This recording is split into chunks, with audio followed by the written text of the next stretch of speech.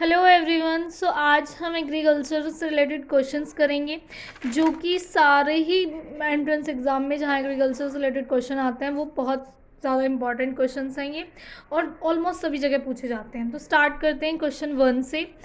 तो क्वेश्चन 1 कहता है कि रेयरिंग ऑफ हनी बीज for obtaining honey and B wax is called, यानी कि जब हनी निकाला जाता है हनी बीज से तब जो प्रोसेस जो कल्चर यूज होता है उसको कहते हैं एपीकल्चर, जो हनी वाला होता है या हनी बीज वाला होता है मधुमक्खियों का। नेक्स्ट क्वेश्चन 2 की बात करें तो वो है MOE multiple Oval embryo transfer is the method of. अब जो ये MOET है वो किस चीज़ का मेथड है? तो ये हाइब्रिडाइजेशन ऑफ केटल का मेथड है। अब केटल में के अंदर कौन कौन शीप, गॉट, काउ, ये सब आते हैं। ठीक है। नेक्स्ट क्वेश्चन 3 की बात करें तो meristem culture is practised in horticulture to get. भाई मैरिस्टीन कल्चर जो है हॉर्टिकल्चर के अंदर क्यों किया जाता है, क्या पर्पज़ है इसको करने का? तो virus free disease plant, mean जो वायरस फ्री प्लांट्स हों, जो हमारे प्लांट्स हम उगा रहे हैं वो सब वायरस फ्री हों।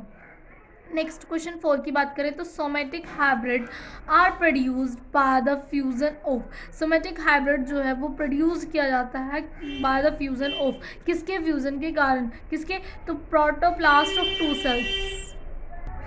सो 2 डिफरेंट सेल्स के प्रोटोप्लास्ट के फ्यूजन से सोमेटिक हाइब्रिड बनाया जाता है। नेक्स्ट क्वेश्चन 5 की बात करें तो planting a sole crop in a field regularly and harvesting it only once in a single year is known as, यानी कि एक ही साल में एक ही फसल को उगाना की जो प्रोसेस होती है उसको क्या कहा जाता है? हर उसको ही मतलब उसी फसल को बोना, उसी फसल को उसी साल में निकालना, मीन्स पूरे साल में सिर्फ एक ही फसल का उगना मोनोकल्चर कहलाता है। मोनोकल्चर, मोनो वर्ड का खुद का अपना मीनिंग वन होता है, तो यानी कि पूरे ईयर में एक ही क्रॉप का उगाना, उसको ही हार्वेस्ट करना, ये कल्चर जो है वो मोनोकल्चर कहलाता है। नेक्स्ट अगर हम और क्वेश्चंस की बात करें तो वो है क्वेश्चन 6 आ जाता है the acid effect of fertiliser can be corrected by. भाई अगर आपने फर्टिलाइजर्स मिलाए हैं सॉइल के अंदर तो अगर ज़्यादा अमाउंट में हो गए हैं तो ज़्यादा एसिडिक हो जाएगी। अब उस एसिडिक को ख़त्म करना है, आपको वो न्यूट्रल बनानी है, तो आप उस प्रोसेस को लाइमिंग बोलते हैं। लाइमिंग में के अंदर आप कोई भी बेस COH का हॉल्ट वाइस हो या कोई और बेस आप सॉइल के अंदर मिला देते हैं।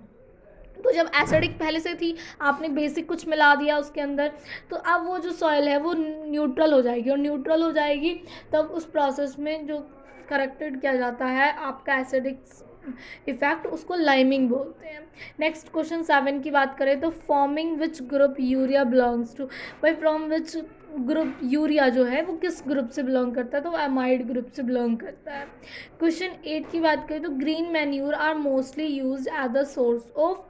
भाई जो ग्रीन मैन्यूर होता है, ठीक है, वो क्या उसके अंदर सबसे ज़्यादा क्या अमाउंट होती है, रिच किस चीज़ में होता है? तो वो नाइट्रोजन में रिच होता है, काफ़ी अमाउंट में नाइट्रोजन होती है। ठीक है। क्वेश्चन 9 जो है वो है Varuna is the variety of. Varuna जो है वो किस चीज़ की वैरायटी होती है?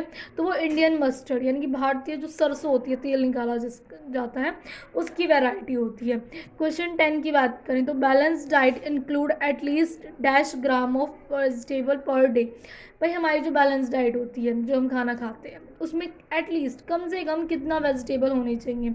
तो कम से कम 300 ग्राम वेजिटेबल होनी चाहिए, और लेकिन वैसे ICMR के अकॉर्डिंग हम सिर्फ 146 ही ले पा रहे हैं, तो एटलीस्ट हमारे पास 30 होनी चाहिए। नेक्स्ट क्वेश्चन 11 की बात करें तो वो है humidity is measured by. Humidity किसके द्वारा मेजर्ड की जाती है? ह्यूमिडिटी तो समझ गए ना आप, और जो उमस होती है वो किसके द्वारा मेजर्ड की जाती है? तो वो हाइग्रोमीटर द्वारा मेजर्ड की जाती है। और क्वेश्चंस की बात करें तो क्वेश्चन 12 है crop rotation is essential for. Crop rotation के अंडर आते हैं, कहते हैं क्रॉप रोटेशन का मतलब होता है कि ये मतलब आपने एक बार एक फसल बोई, फिर नेक्स्ट आप उसके बाद दूसरी फसल बो रहे हैं, फिर उसके नेक्स्ट आप दूसरी फसल बो रहे हैं, तो यानी कि फसल्स का रोटेशन करके बोना। ये नहीं कि एक फसल बोते तो हर साल वही फसल बो रहे हैं, नहीं, क्रॉप्स का रोटेशन कर देना, यही क्रॉप रोटेशन हो जाता है। अब इससे क्या होता है कि increase of fertility of soil, इससे सॉइल की उपजाऊ शक्ति बढ़ती है। हर बार अलग अलग वो, क्योंकि अगर आप मान लीजिए आप गन्ना बो रहे हैं, तो इस साल आपने गन्ना बोया, नेक्स्ट फिर गन्ना बो दिया, फिर नेक्स्ट नेक्स्ट गन्ना बो दिया, तो इससे जो गन्ने के न्यूट्रिएंट है सोइल के अंदर वो तो खत्म होते चले जाएंगे, क्योंकि हर साल आप बोते जा रहे हो, तो इससे सोइल की फर्टिलिटी जो है, उर्वरक शक्ति जो होती है वो घटती चली जाती है। इसलिए क्रॉप रोटेशन एक बेस्ट मेथड होता है क्रॉप की फर्टिलिटी को, सॉइल की फर्टिलिटी को इंक्रीज करने का। क्वेश्चन अगर हम 13 की बात करें तो वो है the place of origin of cotton is, जहाँ से कॉटन का, कपास का ऑरिजिन हुआ, कहाँ से हुआ, वो कहाँ से शुरुआत हुई, वो इंडिया है। ठीक है, और मैं आपको सजेस्ट करूँगी कि आप ओरिजिन वाली चीज़ें सारी क्वेश्चंस पढ़ के जाएं, क्योंकि ये तो पूछा ही जाता है कि किस चीज़ का कहाँ ओरिजिन हुआ, और जब इंडिया से रिलेटेड है वो तो इम्पॉर्टेंट हो ही जाता है अपने आप में। क्वेश्चन 14 की बात करें तो RG8 is the popular variety of, RG8 जो है वो पॉपुलर वेराइटी किस चीज़ की है, तो वो देसी कॉटन की ही है। क्वेश्चन 15 की बात करें, international rice research institute is situated in, भाई इंटरनेशनल राइस रिसर्च इंस्टीट्यूट जो है वो कहाँ पर सिचुएटेड है, तो वो फिलीपींस में सिचुएटेड है। और मैं एक और चीज़ इंपॉर्टेंट बताऊंगी कि जितने भी ये रिसर्च सेंटर्स होते हैं वो कहाँ सिचुएटेड है, ये बात भी इंपॉर्टेंट क्वेश्चन है। 1, 2 या 3 क्वेश्चन यहाँ से भी ज़रूर आ जाते हैं, और इंडिया से हो तो वो और भी ज़्यादा इंपॉर्टेंट हो जाते हैं। तो आई होप आपको वीडियो हेल्पफुल लगा होगा। अगर आपको अच्छा लगा है तो प्लीज़ लाइक करें, शेयर करें, subscribe my channel. Thank you so much.